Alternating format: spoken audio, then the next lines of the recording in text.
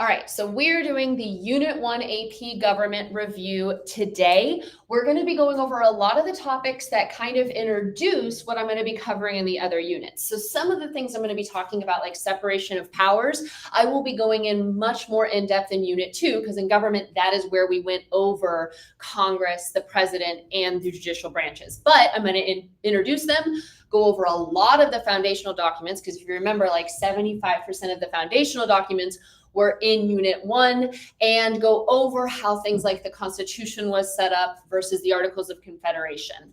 Before I get into America's government, though, we need to go over the different types of governments, which this includes governments, of course, not underneath the umbrella of American government. We have authoritarian governments where the leaders of the country have complete control over the policies in the country. And I have several examples of authoritarian governments in this slide. Oligarchies, where there's a few powerful politicians in control deciding what is going to happen in a country. Monarchy, where there's usually a king or queen deciding what's happening in a country.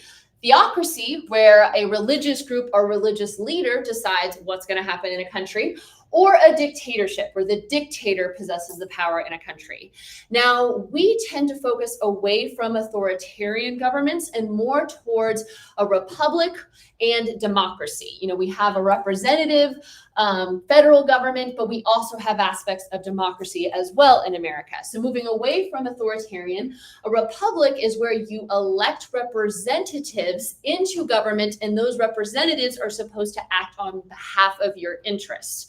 Versus a democracy is where you vote directly on an issue. That would be direct democracy, or you vote in those who are representative of your interest, which is more of like a Republican democracy, a representative democracy. So we have aspects of both on state, federal, and local governments in America.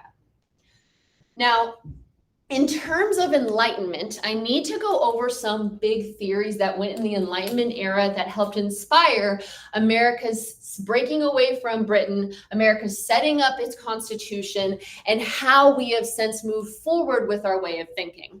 And I have the Enlightenment thinkers on this slide, but what I've noticed in AP questions is it more asks about the Enlightenment concepts than the Enlightenment thinkers. So I have the thinkers on here. They're good to tie it to the concepts, but really it's the Enlightenment concepts I would focus on for the AP exam. So we have Thomas Hobbes, who wrote Leviathan and wrote about what is called the state of nature. So that is the Enlightenment concept.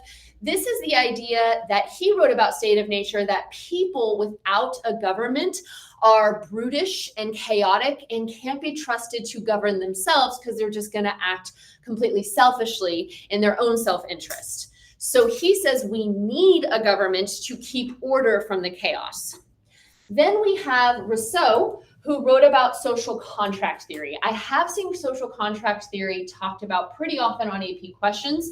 This is the idea that people give up some of their power to the government, and in return, those politicians act in the best interest of the people.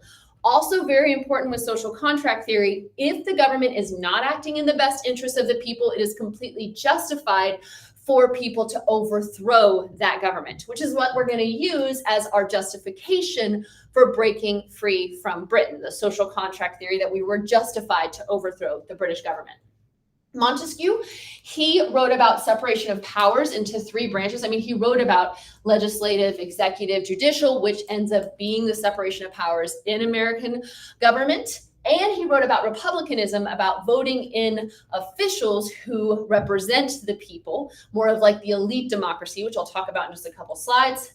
We have John Locke, who wrote about natural rights, which he wrote about life, liberty, and property, all become fundamentals of our Constitution and directly quoted in Thomas Jefferson's Declaration of Independence, although he used pursuit of happiness instead of property, but still the same idea of natural rights Locke wrote about. One other term I wanted to mention, pretty self-explanatory in its term, popular sovereignty, sovereignty, power, popular, the people. So power in the hands of the people was something from the Enlightenment that we took into the formation of our country. This, and I wanted to note, if I have an asterisk on the slide, that means I have seen it in more than one multiple choice question. So things that have popped up multiple times when I've taken all these practice tests, I noted with asterisks. So just as a note, you'll see these a lot throughout all of the unit slides. That's why it's there. It's referenced a lot, which means there's a good chance it'll be referenced on this year's AP exam. So types of democracy are talked about a lot on the AP exam. The first type, participatory democracy, this is like it sounds. This is more direct democracy where the people get to vote directly on the issues, which in American federal government, we do not have a participatory democracy. We elect representatives. We do not vote directly on the issues. We do not even vote our president directly in. We use the Electoral College instead. So on a federal level, America does not have a participatory democracy. But on a state and local level, we see examples of participatory democracy across America. Two notable examples we saw set up with the Oregon system in the late 1800s, initiative and referendum. Initiative is where if a majority of people in an area say that they want an issue on the ballot so that they can directly vote on it, that state has to put the issue on the ballot.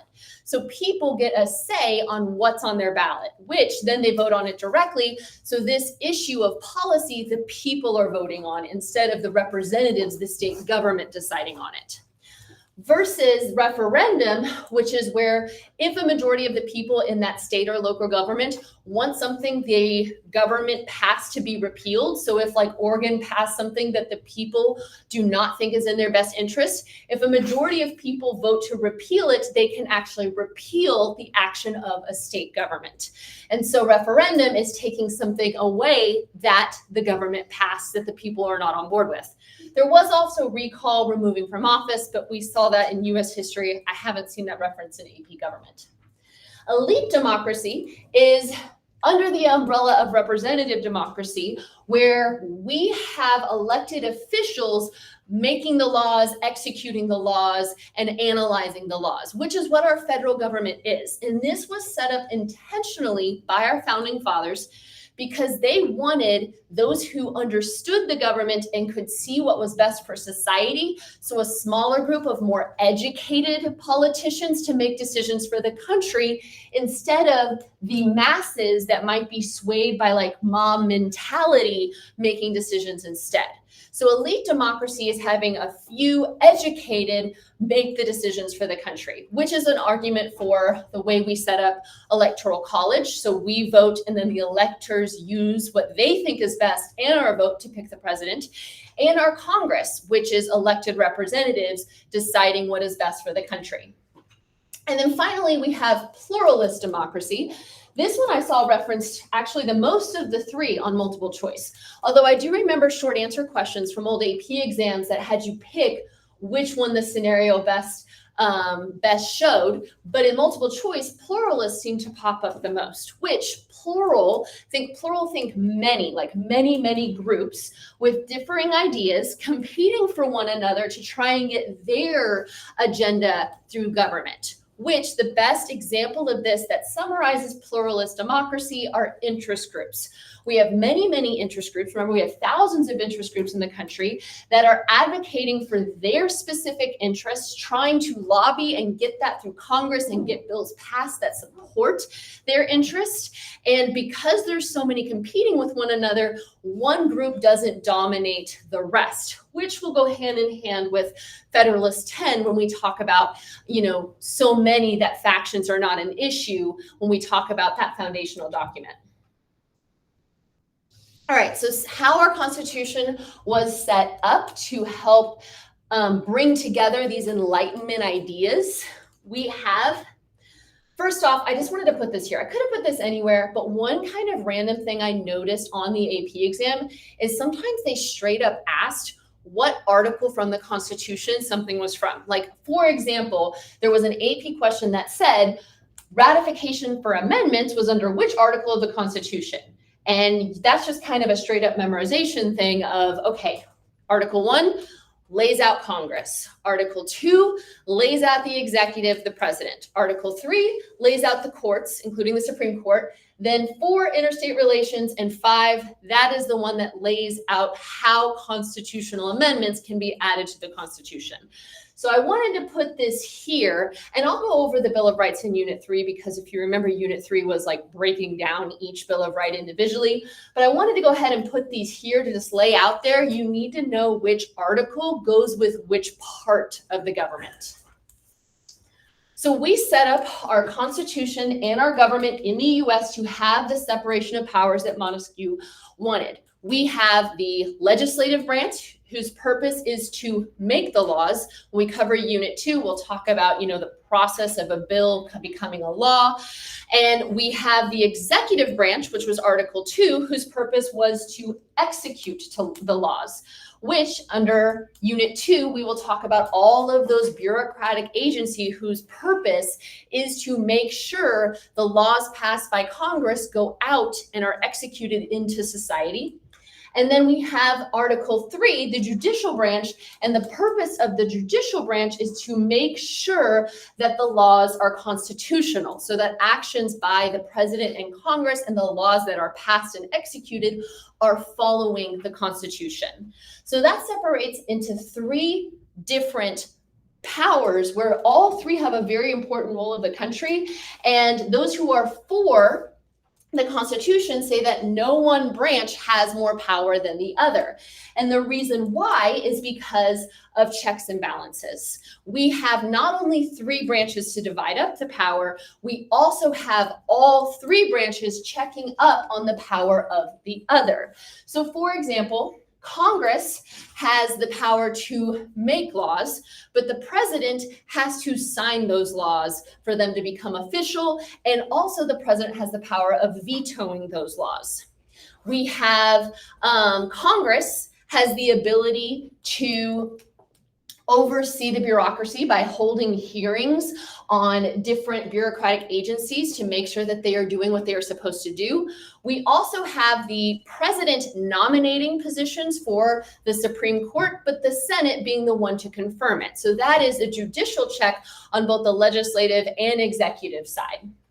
Then on the judicial side, the Supreme Court has the ability to declare something that Congress and the president does as unconstitutional. So that is a judicial check on both branches of Congress. And so we see, and then finally we have in the legislative branch the ability to impeach a president. So a legislative check on the executive branch. So we see that all 3 have individual powers, but also have checks to make sure one of the other branches does not become more powerful than the rest. This term, stakeholders, I wouldn't say this term itself is very important, but I wanted to include it because I've seen written questions about how can people who are unhappy about a law or who want a law passed, how can the people express themselves in the federal government when it's a representative government?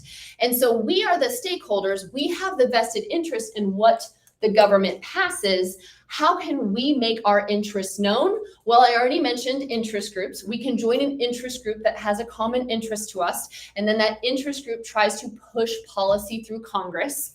We can sue and go through the court system if we feel like something is unconstitutional. We can sue all the way up to the Supreme Court, who then can determine if we are being treated unfairly or if what we are suing for is in fact unconstitutional. And so we can go through the court system to make our desires known, or we can do things like grassroots lobbying. We can assemble, we can protest, we can write petitions, and we can write to our representatives. We can write letters to our representatives to try and make our desires known as stakeholders. So those examples of things are common short answer questions of like a part C on a short answer of, if you wanted to make this issue known to your representative, what are your options? Join interest groups, write a letter to your politician, or participate in some kind of grassroots lobbying. Okay, very important term. Asterisk means it's popped up a ton, and I know I mentioned this a ton last semester, but still got to bring it up again. Federalism, which is the division of power between the federal government and the states. One of the most debated topics between the federal government and the states all the way up to the present, we have this issue coming up. And even in Texas, and I'll use it as an example in a minute. So we see some powers specifically laid out to the federal government, some powers specifically laid out to the states, and some that they share. And I need to go over each, and you'll notice all three are starred as well, because I've seen questions not just on federalism, but on the different types of powers. So powers that are explicitly given by the Constitution to Congress, to the federal government, are the enumerated powers, also known as the exclusive powers. This, and also not just Congress, to the federal government, so the president as well. So this includes things like forming our military is given the power to the federal government, handling international relations, exports and imports, treaties, declaring war, all in the hands of the federal government exclusively. Handling issues with immigration and becoming citizens is a power of the national government. So right now in Texas, there is a lot of debate over a Texas law on immigration at the southern region of Texas that Texas passed, but the federal government is saying that is a federal enumerated power, so Texas cannot pass a law dealing with immigration. But Texas is saying that the federal government isn't handling the issue, so they have to pass the law in order to have someone handle the issue. So because of that, we still see, even though it's an enumerated power, that being subject to interpretation. Now, powers reserved to the states, which are called reserved powers, are laid out by the 10th Amendment, which is exactly like goes with reserved powers. Anything not specifically given to the federal government in the Constitution is reserved to the states or to the people. So this has been used in a lot of federalism cases to give more power to the states. Like, well, this is not explicitly in the Constitution, so technically this should be a state power, not a federal government power, which then, though, we have the necessary and proper clause and the supremacy clause, which go against this 10th Amendment, but those advocating for state rights use the 10th Amendment as their constitutional premise for their argument. Now, what are things laid out to the states? Setting up elections. Remember, states set up elections and voter registration differently on a state-by-state basis. We also have things about safety and health and morals laid out by the state. Intrastate commerce, which is trade within the state of Texas, is regulated by the state of Texas. Those are all reserved powers to the states. Also, education and state public goods are handled by the state. Then we have shared powers, which are called concurrent powers. These are things both the state and the federal government both do. Income tax is the most often referenced one, although Texas doesn't have an income tax. Many states do, but then we also have a federal income tax. So collecting taxes is a shared concurrent power between the federal government and the state. Also things like highways, courts, there are state courts, there are federal courts, and they are both like within the state and spread across the country for the federal courts. Things like establishing banks, we have the Federal Reserve banks, but we also have banks within the state. So these are all shared powers between the federal government and the states. In terms of financing, the federal government financing the states, this is called fiscal federalism. And we talked about the different ways the federal government can finance the state.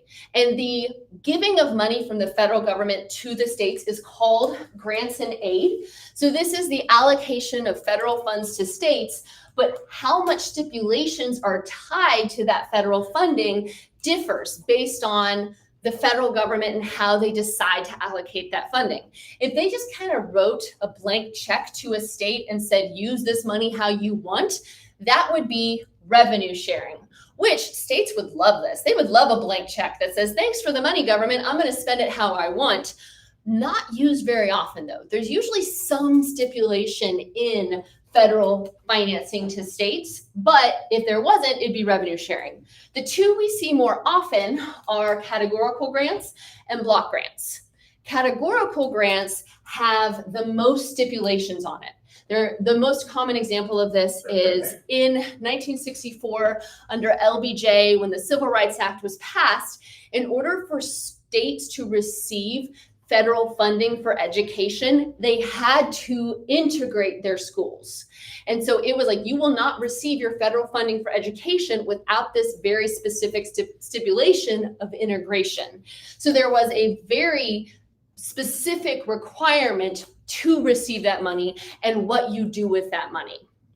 Versus block grants are grants to state, federal funding to states that are within a category, but it's more broad. So like a block education grant says that the state has to use that money for education, but where inside of education is up to the state. So between a block and a categorical grant, a state is going to want a block grant because that gives them more freedom without as much ties to specific things that they can use that federal funding for.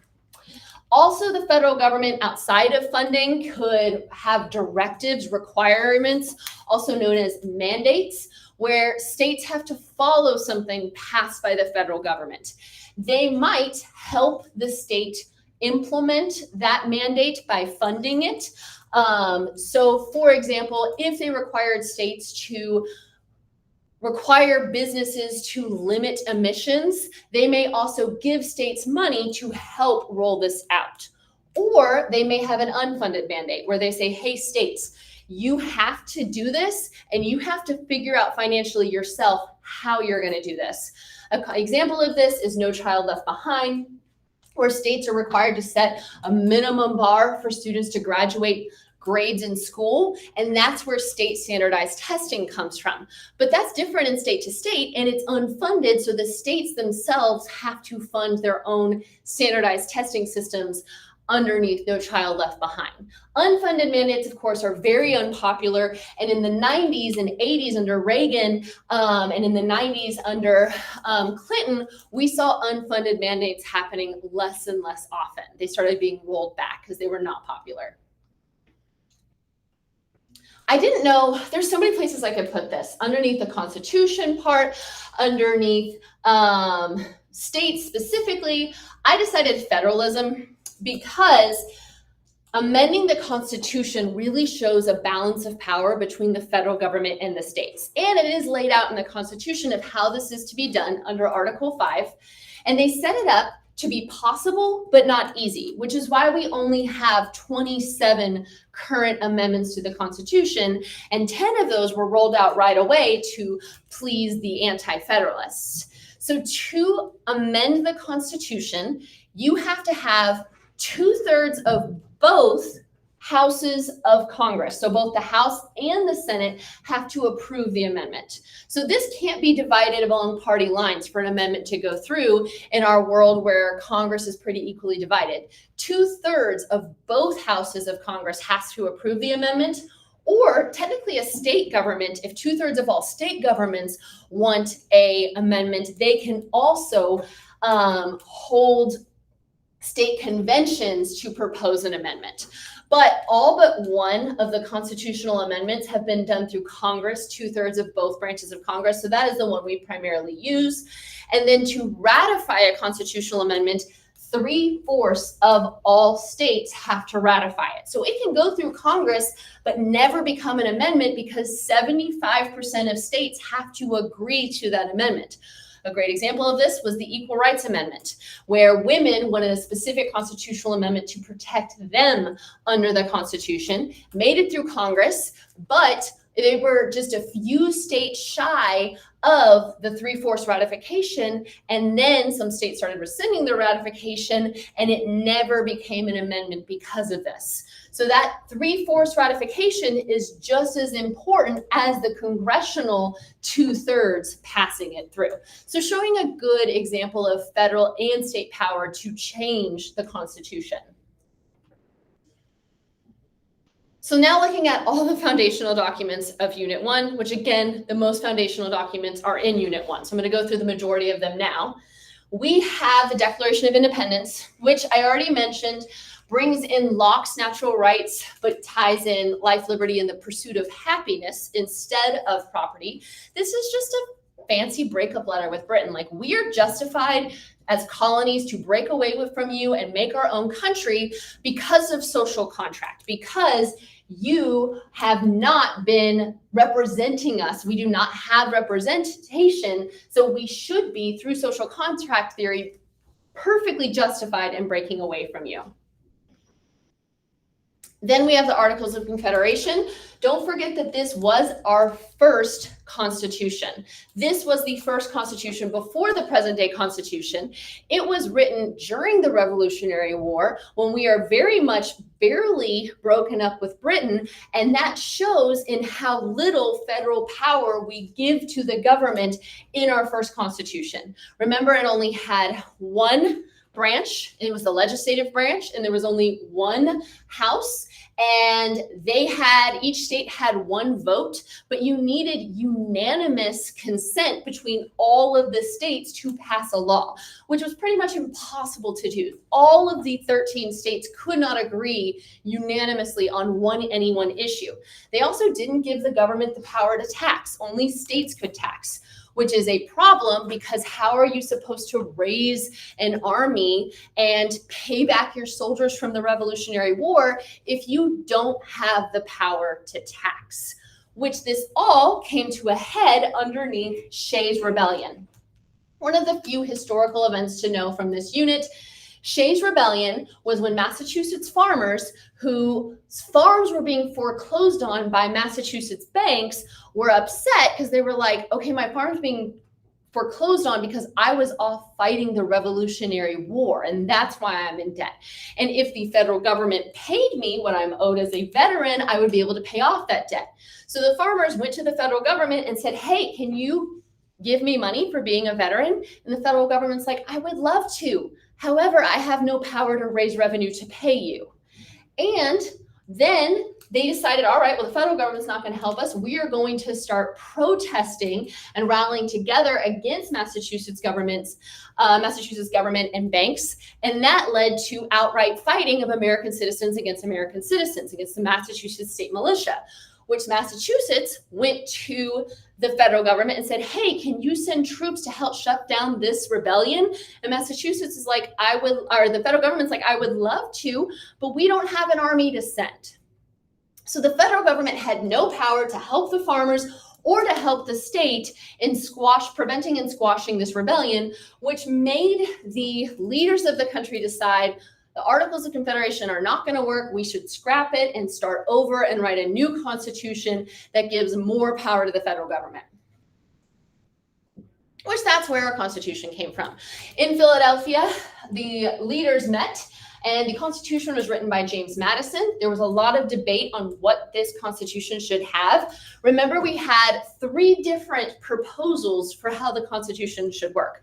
The big state proposal, the Virginia Plan, which pretty much is the Constitution, except for Congress. Both houses of Congress in the Virginia Plan are decided by, representation is decided by population. So the House and the Senate would be decided by population, which small states look at that and are like, wait a minute, that means larger states will always have a bigger say in what's happening in the government if they have more seats, because they're both based on representation. So the smaller states rallied together underneath the New Jersey Plan, which said that we would have one branch of government, and it was a legislative branch and a unicameral house, and each state gets one vote, which sounds a lot like the Articles of Confederation again. This obviously didn't go through either, because then that would give small states a much larger amount of representation in government. So the Great Compromise, also known as the Connecticut Compromise, brought the two together and created the 3 branches of government, the legislative, judicial, and executive. And in the legislative, the House of Representatives would be determined by population, and the Senate would be determined by each state receiving 2 senators. So this appeased the large states with the population in the House, appeased the small states where each state gets 2 senators, and helped satisfy all levels of state populations. And then on the issue of slavery, the Constitution had several stipulations. First off, the 3/5 compromise, where the states with slaves, of course, the slaves would not be able to vote or be represented themselves, but they would count as population in terms of representation in the House and the Electoral College. And how they figured this amount was 5 slaves would equal 3 people in terms of population count for representation. And so slave states would receive larger population numbers for the number of slaves they had, which would give them more representation in the government. Also, they had a fugitive slave clause where slaves had to be returned to their masters.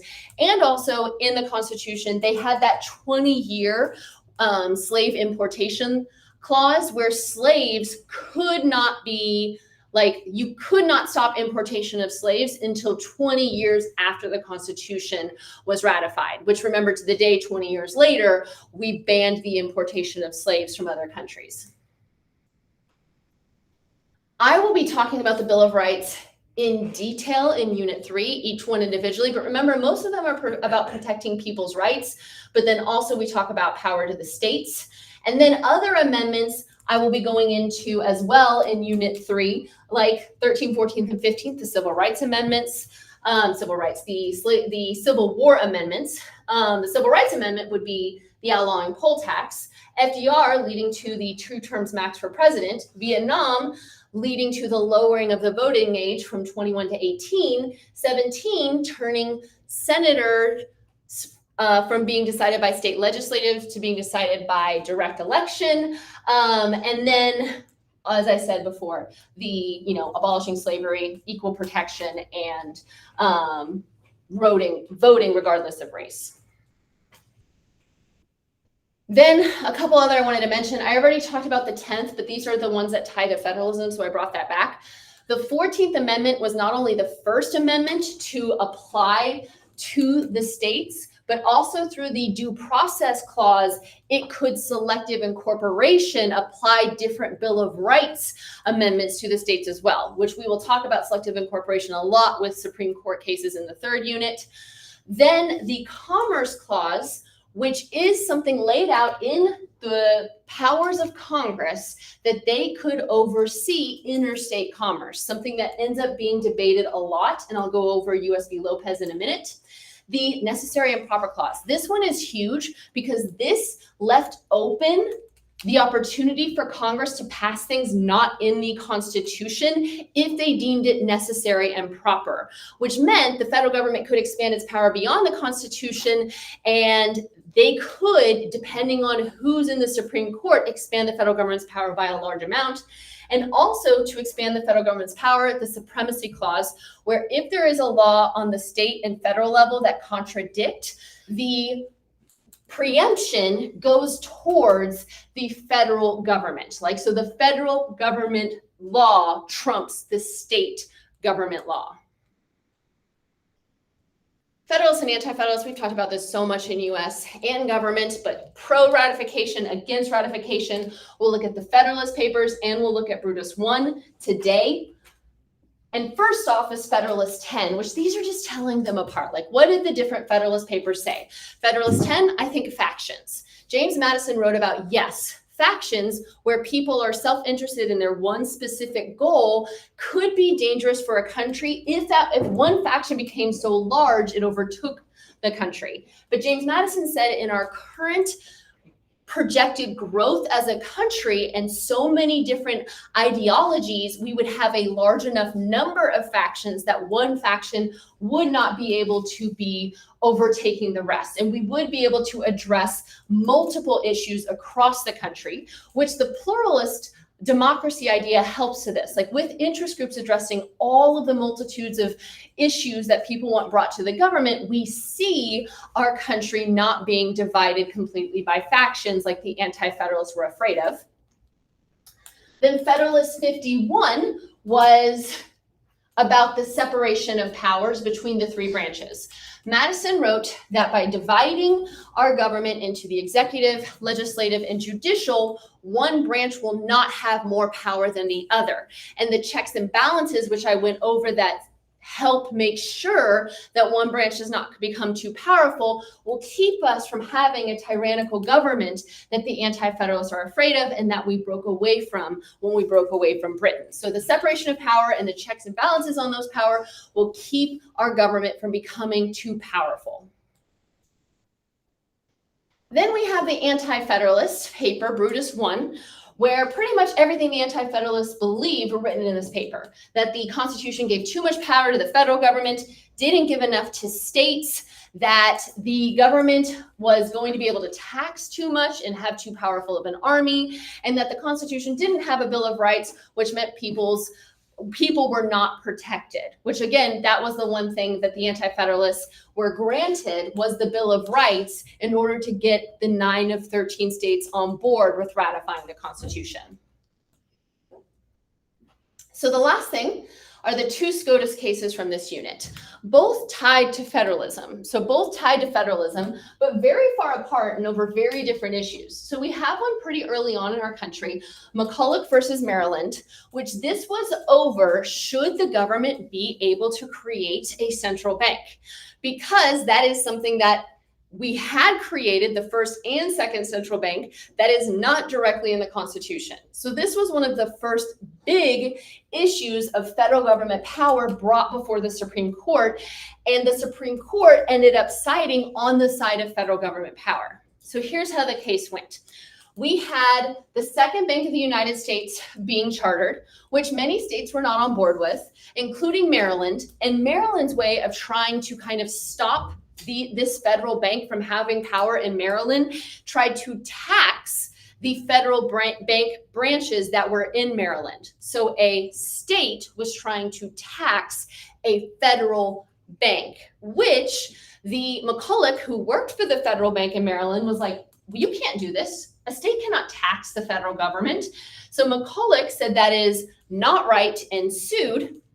And this worked its way all the way up to the Supreme Court.